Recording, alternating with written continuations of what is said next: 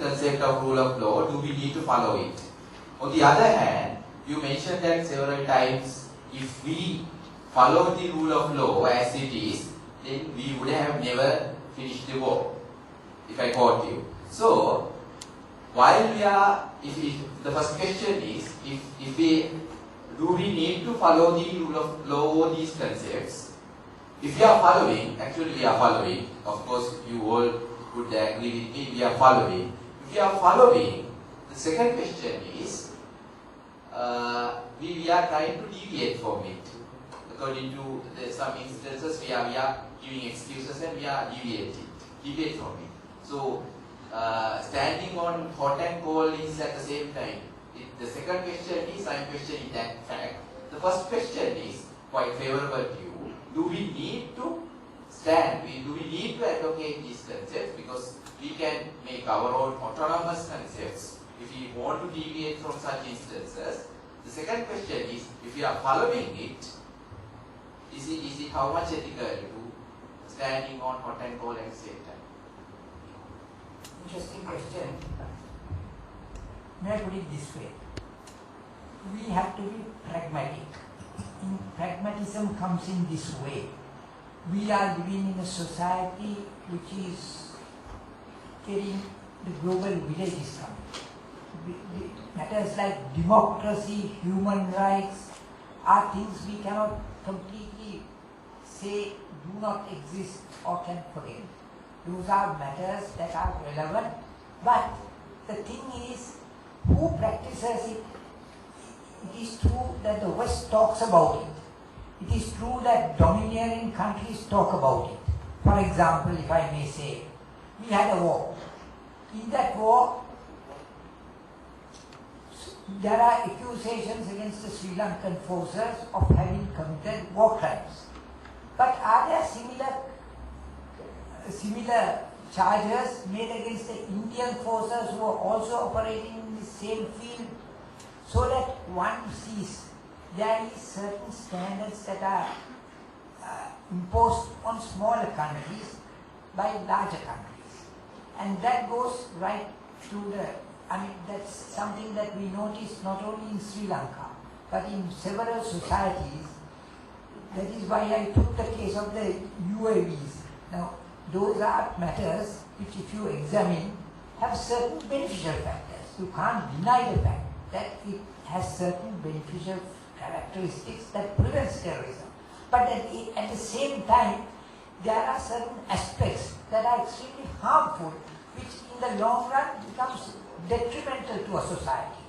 So that in this situation, I feel that especially countries like Sri Lanka or in the Asian context, we have an indigenous culture and a civilization. I think this is why that famous book, Clashes on Civilization, speaks so much about. We have our own culture. Not only we Sri Lankans, but the Indians, the Pakistanis, the Afghanistan, all the South Asian countries have a rich civilization. All Asian countries have. And in that civilization, there are laws, there are norms, there are rules, there are regulations that have originated from society.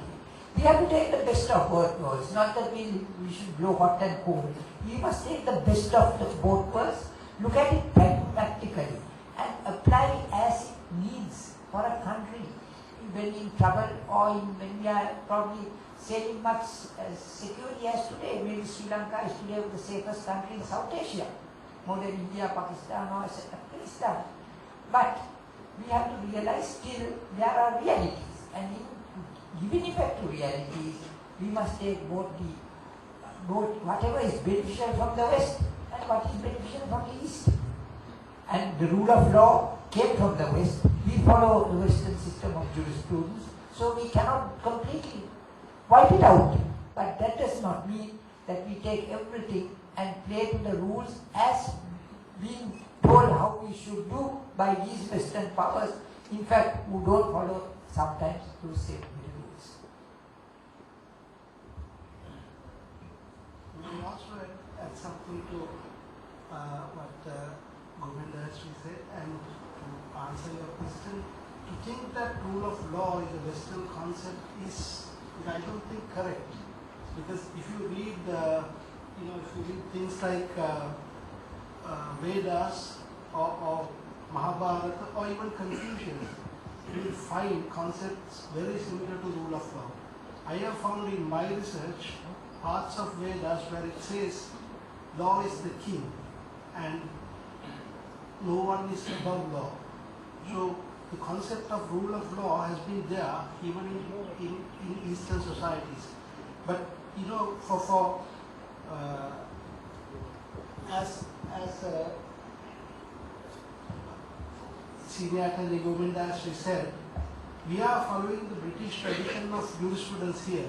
So we tend to think that, you know, this rule of law, the concept of rule of law came from West, but that is not correct. Actually, to add to that, if you actually take our Indus Valley, for 2,500 years we had a culture that over. And then what about the religious teachings that we have had? I.e. Prophet Muhammad, Jesus Christ, the Lord Buddha, all of them reach a doctrine which is essentially which is based on human rights. In more recent times, we have the simple principle of loving your neighbor as thyself, which was translated by Lord Elkin into in the Donovan Stevenson case to the neighbor principle. No, basically that is what it is. So it is, as Dr. Sukai said, it is not something that is foreign to Eastern cultures. It's something that we have grown with. Now, for example, put it this way, let's not make a mistake. Now, for example, you hear of things like Mother's Day, Father's Day. Every day is Mother's Day in Sri Lanka. Every day is Father's Day in Sri Lanka. So that is how we are born. We are born with the sensitivity to rights. Love, affection, maitri, karuna, ahimsa, upeka. Those are the things we are born with. So this human rights is not something new. It is only after the Universal Declaration of Human Rights, after the Second World War, that the whole world was talking of human rights. Long before that, we were bathed in it, we were born in it. It is in our blood, isn't it? Apart from the fact that in the last 30 years, we have unfortunately had this terrible thing that happened. But all I am trying to say is, it is, as he quite rightly said, it is nothing new to us. There is nothing to, we know how to be affectionate. That is how we were bred in that culture. Actually, if I may something what Honorable Justice stated, if you take the concept of an ombudsman, the ombudsman is a person who redresses grievances. It's considered to be a Swedish concept. We speak of Swedish ombudsman. But the Sri Lankan kings have had an officer within their court called the Duggana Rala. Now, Duggana Rala's function is exactly the Swedish concept of ombudsman, much earlier than the Swedish concept. So we are not backward in that aspect. This is a misconception which we have to shape as early as possible. One more thing, let me say this. Since you all are law students, I would invite you to study the Lichavi political system. The ancient Lichavi political system where they had kingdoms based on rule of law. As succinctly mentioned by the Honourable Panel, His Lordship the Chief Justice and Honourable Attorney General and the Senior Counsels, as I firstly mentioned, the thing is, even though we have a separate regime as Asian countries, my first question was, we do have separate thing apart from that Western notion. But the question is, how we are advocating it. It's not much actually. Now from a religious perspective, from our cultural values, as you said, that Lichavi values, Lichavi and Confucius writings in ancient China. So with all these ancient concepts, especially not from the Western, so we do have something which is separate legal regime, except that rule of law concept. So my first question is, why don't we advocate that thing? There's a thing apart from rule of law, which is very autonomous to Asian countries.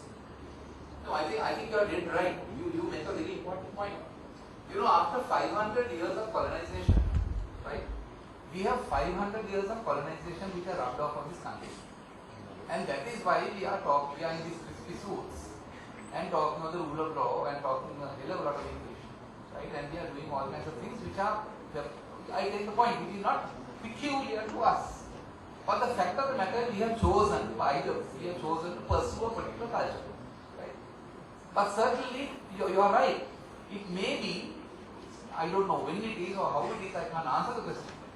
We may be, if we can develop a set of values for ourselves, then I think we can stop talking of the rule of law. But remember, there is no magic in this word rule of law. It's the law, it's the law of rules. As one judge was pleased to say, there is no magic in this word rule of law, it's the law of rules. It's the law of rules. So with all respect, what I say is very simple. Why don't we add this new legal regime which is endemic to Asian countries? Yeah, you can. With the jurisprudence. No, you can. Not that we don't. We still teach legal history and systems. We have not forgotten that. But just that we are in a particular system that we have to pursue. And right now, conveniently, we have no choice but to pursue that. But maybe you're right. Maybe we don't have to. Now we still have Muslim law. We have Tesabalami. We have Kandian law. We haven't forgotten those. They are there. They are there. So, the local laws are not forgotten. We haven't forgotten our roots, our traditions, our values. We haven't forgotten them. But just that the whole swing, due to colonization, the world is swept with this one culture of the rule of law and whatnot, which may not be necessarily good for us. That's what you're saying. You're right. Don't you think with more regional cooperation, because after all these are values that are shared in other countries which have similar history, but in fact a more realistic open perspective will develop with more regional cooperation instead of always looking, further the west? Yeah, sure. But the whole problem is that we get sold down the drain. The problem is that not every one of us are right thinking. If we go to Geneva tomorrow, this entire region is not going to be behind us, lock, stock and barrel. No. We find ourselves being compromised in a large measure by some of those countries in our region. You see, the region must not really go along with the thing. There must be a common denominator, that is, there must be a common commitment to pursue a common regional kind of identity. But the region is not able to do that, and I think that is where, take the United States and Canada. I think Canada is a very clever country. For example, for its defense, it doesn't have an air force which is worthy of anything. It doesn't have an army at all. It doesn't have a navy at all. But very cleverly, it depends on the United States for its defense. That is the kind of cooperation that you are talking about. Why not? Maybe it's time. We thought of those things. Canada piggybacks on the United States. And they have a huge economy. Why? They don't have any expense. They don't have to do air defense. They don't have any naval defense. They have not any land. They don't have a land army. They have a very nominal kind of force. And they look to the United States. Take New Zealand. New Zealand, there's an ANZAC treaty. All those countries are not adopting. You are right. So maybe this regional cooperation must be developed to such a point. Of course, so long as they don't invade us or kind of our territorial integrity is not compromised. That is the difficult. So those are the issues. They are not easy to address. But that regional cooperation in now, for example, take the GRULAC countries, the Latin American states. The United States actually provides the whole virtually data of Latin America, that kind of defense. So that I may be right, maybe in the future that we will have regional cooperation of the type that you are thinking of, which is a good thing. But right at the moment, we just have to look after ourselves. But you see, you have to also understand that even in the region, we have a peculiar system of law. We were under the domination by 3 foreign powers, and we have probably Sri Lanka has a system of law which is only akin to South Africa. We have the Roman Dutch law that doesn't even exist in Holland. So that is our primary law, not the rule of law. Our prime common law is the Roman Dutch law. So we have these kind of indigenous problems because we are under colonial powers. We can't alienate it because our laws have grown out of that system. But I think you have a point, but the point you are not making is regional cooperation is very good if the region acts together. This is a region that is not acting together. This is a region that, especially the big powers, are trying to overpower others. That is where the difficulty is. Because when we go to Geneva, when we look at our big brother, Where does he stand? He stands not with us but with Uncle Sam. So that's a difficulty. Now our problem is if India and Pakistan get on well, if Afghanistan and Pakistan get on well, this region is fraught with problems because there are, for example, let us say a simple problem like the fishermen in the north, the fishing fields, or the dispute between India and Nepal over water, or with the Bangladesh on refugees. You have a number of problems. These are regional problems that should be able to solve, and that is where the big brother has a big hold, because he is powerful, he acts properly. But the problem is very often big brother is quarreling all over. That's the problem.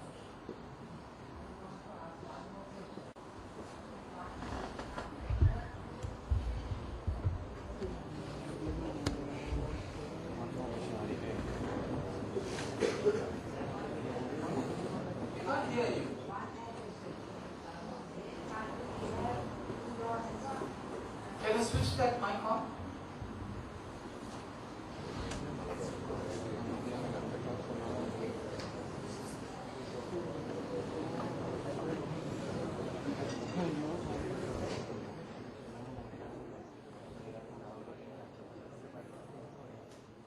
I want to ask one more question. In the same country, we have two laws on land. That has one. So what have you to say about it? No, we have only one land. We have only one law for all lands. It's only in the Desavalame. Yeah. In very limited circumstances. First, those are personal. There is only one land for this, one land law for this entire country. Except when it comes to the personal laws that Canadian operates, Desavalame operates. Just on land, right? So Don't you think it is injustice? it's not injustice. No, there is something, not, you are using the wrong word. It's not injustice, except that it leads to inconsistent, it's much better to have one law right across the board for everyone. But in this particular thing, this particular issue, really it doesn't really cause too much of a problem. Certainly the majority community, the other communities don't have a problem. The problem really is only amongst the Tamil community only. It's confined to them. Except when a member of the Tamil community engages in other conveying lands to third parties who are not Tamil. Yeah, and we normally see. Yeah, that's right. So you got to be careful because there are all kinds of rights that flow, and you got to protect yourself against that. But that has not really caused too much of a problem. I don't think it's an issue really worthy of serious surgery. But it's certainly, as you say, it may be a good thing. So there are committees which are seeking that have suggested reforms to those laws to bring it in line more with the common law. So that will be looked into. That's an issue that comes up time and again. But there is only one land law for the whole country.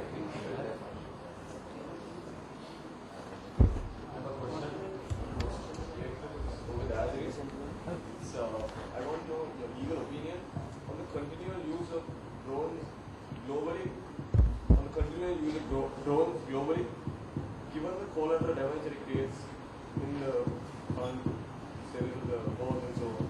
Sorry, can you, I didn't get it.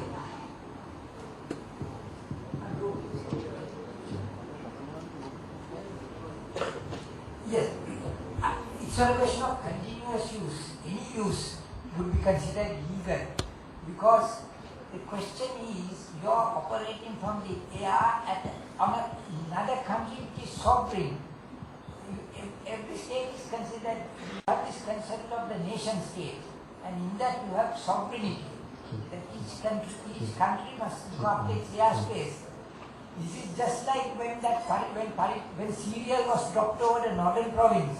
We objected. Why? Because there was a violation of airspace. So if there is a violation of airspace on any single location, then if you remember, the Koreans once shot a plane down. Then if you remember, the Russians brought down an American spy plane. So these, even one instance is a violation of international law. So that it's not a question of continuous, any single, but the question that I was framing is sometimes when you deal with terrorism, there is a necessity for counter-terrorism to operate, because terrorism is something that is totally against the pale of justice.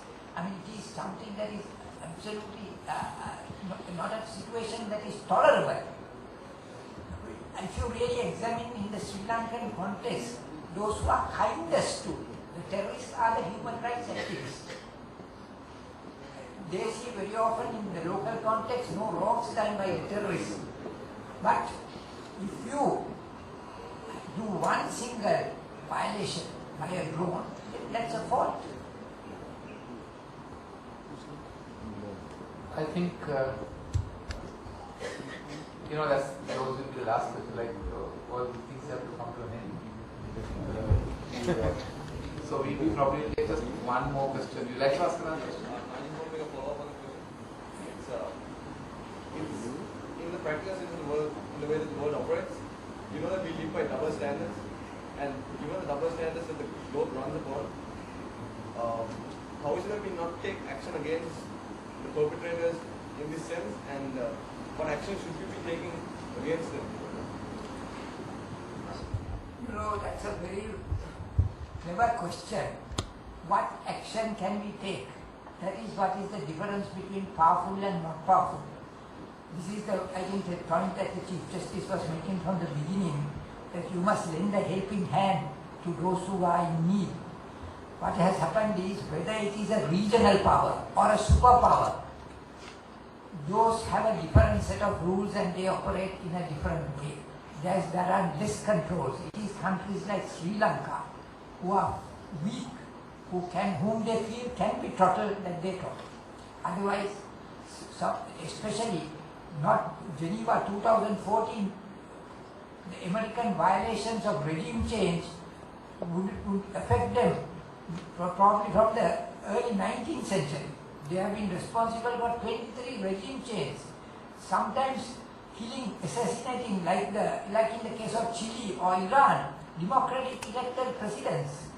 So, what happens? Nothing happens. That is why the violations that we are supposed to have done during the war are supposed to be international crimes.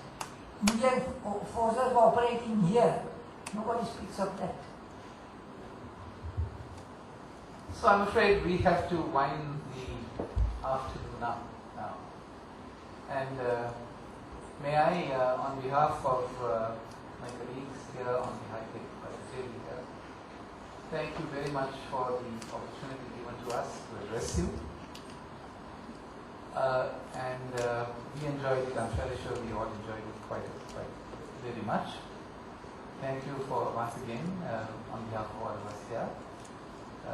We wish you every success in all your studies, and I can only leave you with the thought that our future is in your hands. And if I was to use the words that you were tossing about all this time, if you're seriously wanting to adhere and uphold the rule of law, remember that you have to start at home. When you walk on the streets, when you go to work, how you speak, how you dress, how you treat your neighbor.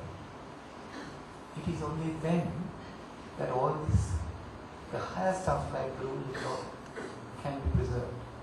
Remember that you have to live your lives with love, with maitri, with karuna, Pekka, and it is only then that we can actually, you won't have to worry about the rule of law. You would automatically ascend to a state or transcend to a state where the rule of law unconsciously would be completely satisfied, and where you can be happy with your lives. So that we on behalf of all of us here wish you all every success in your studies, and in the hope that you will lead this country to freedom and progress that we love to see. Thank you very much and good night.